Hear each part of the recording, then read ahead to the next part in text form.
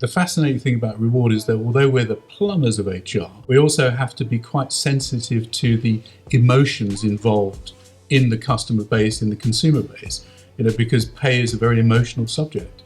And although we can pretend that it's all very mathematical and driven by rules, underneath all of that, there's a frenzy of feelings that goes on. And people can be deeply wounded by reward.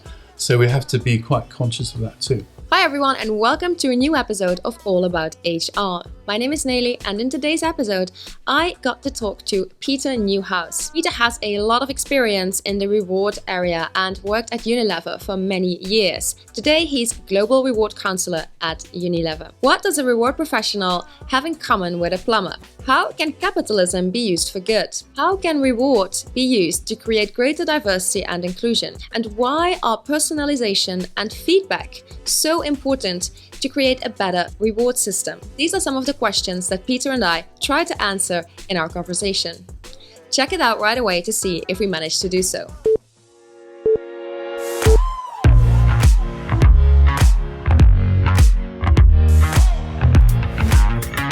Welcome to another episode of All About HR.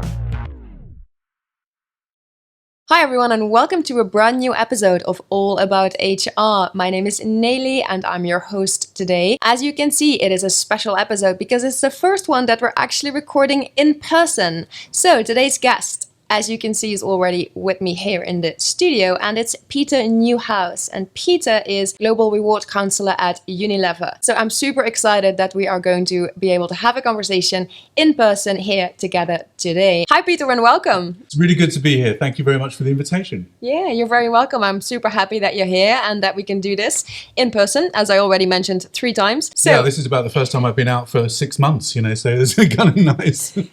It is nice. Now, Peter, when I was preparing for our conversation today, I listened to a few of the podcasts you featured in before, and there was something that I heard you say in one of them that was about how reward professionals, they are in a way a bit like the plumbers of HR. I thought that was a fantastic analogy, and I really wanted to ask you, how did you get to that comparison? Yeah, well, a lot of experience, I think, so yeah, we really are the plumbers of HR, so when there's a problem, when there's some kind of emergency, then the plumbers of HR get called out to fix the problem. We have a little kit bag of stuff that we do, and we have in there lots of tools that we can apply to an emergency situation, most of which involves throwing money at a problem, but we have lots of imaginative ways of throwing money at things. And that's part of being a plumber of HR. Nice. I also like the comparison with the toolbox. And I'm guessing that we'll get back to that toolbox later. Yeah, the toolbox is really important. So every reward person has got a little kit bag of things that they're good at doing. And that's what you develop over the course of your career, is that special little kit bag that you take around with you to fix problems. Yes. And I imagine it's also an always evolving kit bag, isn't it, Peter? It gets bigger and bigger and bigger. But fortunately, we do get the opportunity to throw away some of the old tools and replenish them with new stuff. And that's quite important too. Otherwise, you're carrying around too much stuff. Yeah, and it's getting too heavy. Far too heavy. Yeah, absolutely. What do you believe is the role of reward in HR and in the world of work today? Okay, now it's a big question. I think really there's several things. I think firstly, reward is about encouraging people to improve performance. And that can be individual performance, it can be company-wide performance, but performance is at the heart of reward. The second thing that really reward is there for is engagement. So what reward should be able to do is to engage people in the organization, to help to keep them in the organization, to motivate them to perform, that kind of thing. So reward is the kind of glue that helps to keep the company together. Yeah, so here we really have 2 main, I think, items. We have the performance and the engagement, which go hand in hand, by the way. Thank you, Peter. Now, looking at a reward strategy, what would you say are some of the key elements for a successful reward strategy? Again, I think it comes back to the improving performance and engagement. And we have, over many decades, reward has built up a little kit bag, the kit bag of stuff that we carry around. And we have our, if you like, reward building blocks that we tend to use. So we've got fixed pay, we've got benefits, we've got short-term incentives, we have long-term incentives. And typically what we do is we arrange those building blocks in various formations to be attractive to various kinds of people, to be attractive to various sort of people in certain situations where we want to encourage particular behaviors. So that's really, the reward strategy has got to be based on the way in which we deploy those building blocks for particular populations. And there you already say something interesting. I think it's for particular populations. I'm guessing that implies that there's always a certain level of personalization involved then. Well, I think the level of personalization is lower than it should be. I think that there's lots of opportunity for increased personalization, and I would go a long way in that direction. If I was to sort of think about future direction where we should be going with the reward, I think the answer to that is much higher levels of individualization. So at the moment, because of various constraints, technology and constraints of strategy, we tend to have a one-size-fits-all approach to sectors of the population, and we basically think that we know what's good for them, and so we offer them certain sorts of reward because we think that's effective. That's not necessarily borne out by any evidence, and it isn't necessarily research. So there's lots of opportunity around personalization, individualization, which I think we'd probably go back to as a theme, really. Yeah, definitely. I think we'll come back to that a little bit later. But it's good that we already get a little bit of a sneak peek into what you think could be very essential in my kit bag going forward. Yes, yeah. Absolutely. So yes, of course, in terms of the key elements, we have the fixed pay, we have the benefits, as you mentioned, and I wanted to ask you something about benefits in particular. Do you have some examples of flexible benefits that really will be key in the future? Well, I actually would like to extend flexibility far beyond just flexibility within benefits. I think lots of companies have experimented with flexible benefits so you can exchange one benefit for another. But I'd go much further. I'd say, okay, why can't we actually flex variable and fixed pay, for example? As an example, if I have a partner who has full family medical cover, then why should I also have to take full family medical cover? Because one of those covers isn't necessary.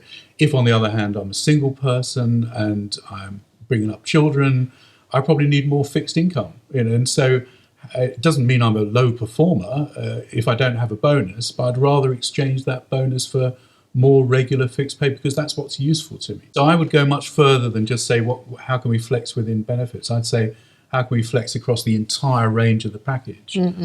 Because that seems to me to be more relevant to the individual, more inclusive and more flexible. I think that's a very interesting one.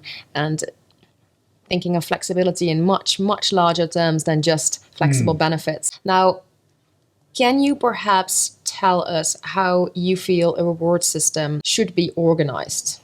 Like the big lines of how it should be organized. I mean, I think you have a lot of experience with that. So what can you tell us about that? Yeah, and again, a lot of that experience is through observation. What have we done over the last few years, for the last few decades? And what we've typically done in reward is we've varied the building blocks. So I say to myself, okay, I'm dealing with a salesperson. So to encourage that person to sell, what I should be doing is reducing the fixed pay, making the bonus opportunity bigger, because that makes them hungry, because if they don't sell, they won't earn money. And so, that kind of works. If I'm dealing with somebody who's in a call center or in a back office, then actually I shouldn't have so much variable pay. I shouldn't have any long-term incentive because it's all about performance in the short term. And so I'm really just varying the building blocks to a large degree. And I think a lot of the thinking behind that is relatively shallow. So it really makes a lot of assumptions about what motivates people. Those assumptions aren't necessarily correct because we don't actually do a lot of research in reward and we don't ask for much feedback because we're frightened of feedback, because if the feedback doesn't support the way that we're doing things, then we've got a problem. And so rather than asking for feedback and designing according to the science, we tend to design according to belief systems. A lot of those belief systems are transmitted down through the hierarchy of the business from people who are in senior positions who are looking to the past as their guide and often looking to their own motivational behavior from many years ago. That's not necessarily relevant for people now coming up through the organization. And I think, it also speaks to who is the customer for reward and who is the consumer. We're all consumers of reward, so reward is done to us, we consume it. A lot of the time we don't have much choice. We're given the one thing that we're allowed to have without much choice.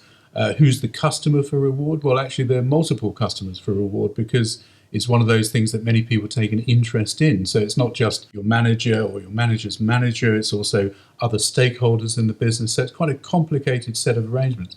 One of my favorite analogies, there's some industries where the consumer and the customer are clearly different.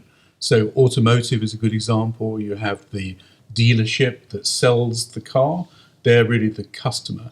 But the consumer, of course, is the person who buys the car from the dealer. Pharmaceuticals, the customer is the doctor who prescribes the drugs, but the consumer is the patient who has the problem. So you've got that kind of thing. You also have it in consumer goods.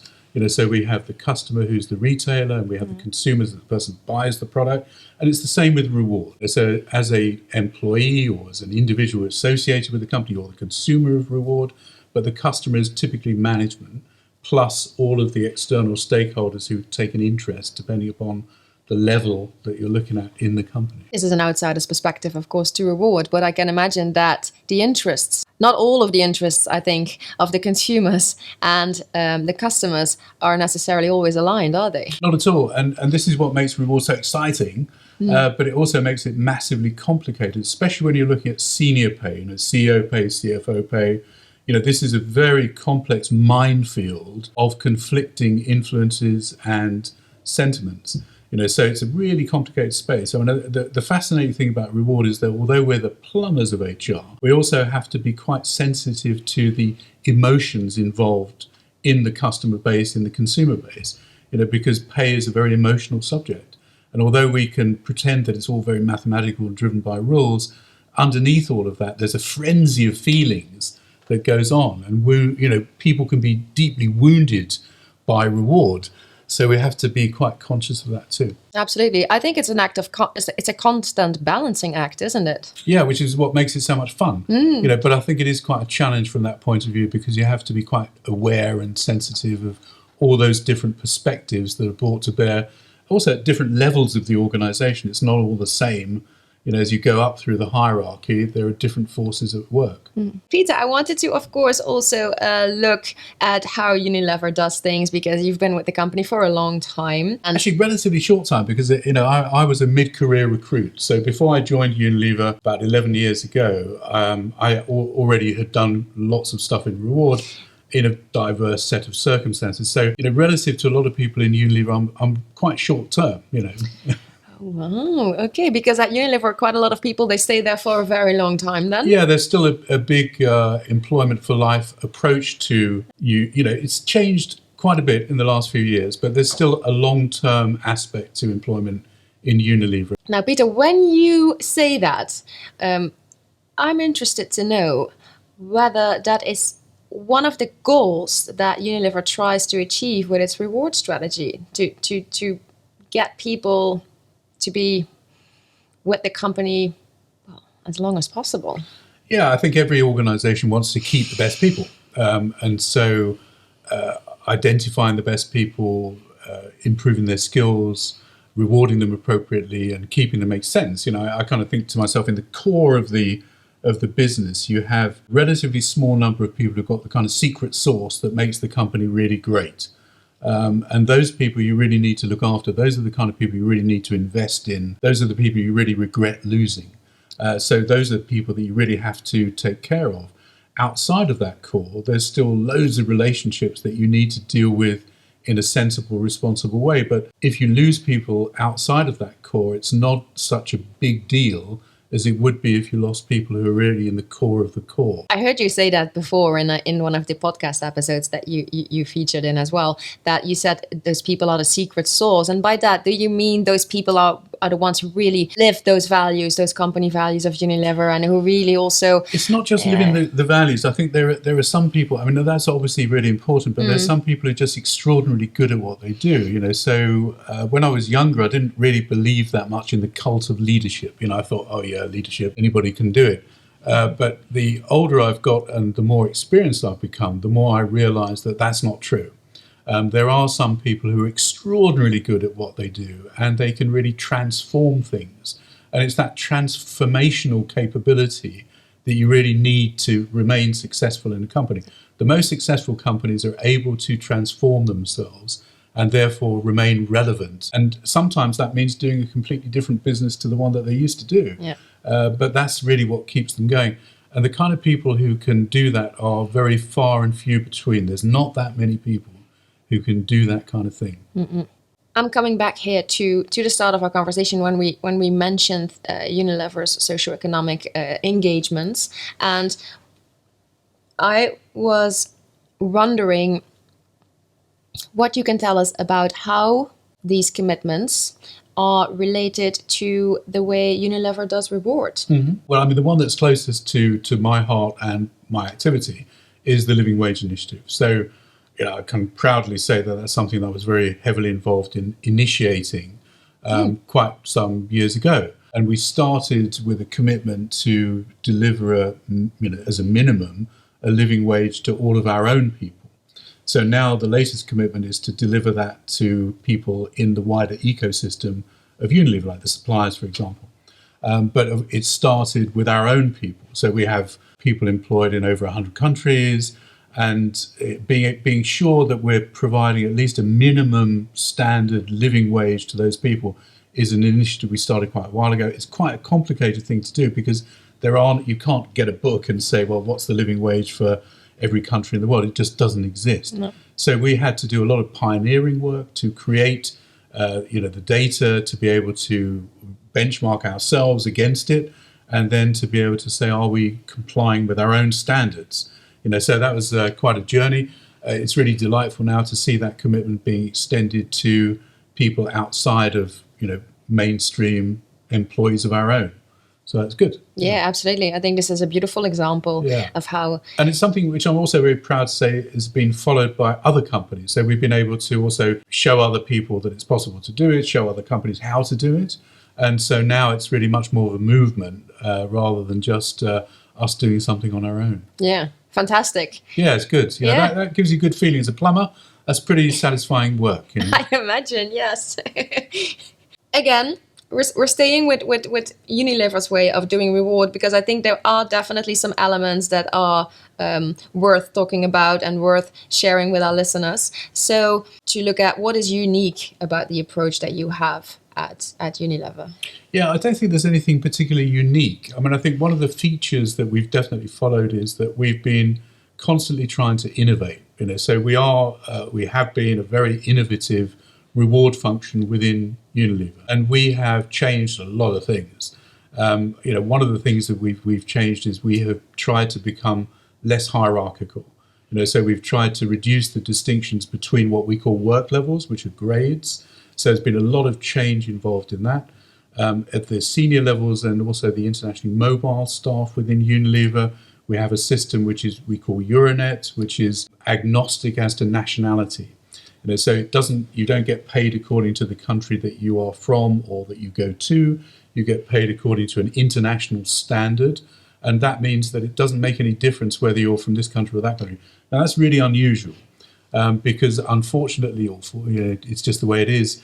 Reward is always referenced against something, and if you reference it against a nationality benchmark, then you carry that nationality with you kind of wherever you go. And that then isn't really very diverse or inclusive because it's labeling. And I think we've managed to do a lot to remove that labeling in certain parts of the organization. So that's a good feature. Yeah. Another feature that I think is key to what we've done over the last few years is extending employee share ownership. We've done a huge amount on that. 10 years ago, we only gave shares to about 3,000 senior executives. Instead of the 3,000, we now offer that performance share plan to all managers everywhere in Unilever worldwide, and that's about 12,500 people. And in addition to that scheme, we have an all-employee scheme, which we call Shares, which is a buy 3, get 1 free plan, which we're also now working on enhancing. It's extraordinary that in reward, we really don't want to hear what people think about it. Erroneously, we believe that people wouldn't give us genuine feedback. We believe that they would be self-interested in their point of view. I don't believe that. I think that people are capable of giving you very accurate feedback. The thing that I find wounds people the most is the idea that somebody else is getting a better deal than they are inside the organization. So to have trust in the organization's consistency is really important. My little mantra for reward is open, fair, consistent, and explainable. As a reward plumber, my goal is always to try to hit those four things with yes.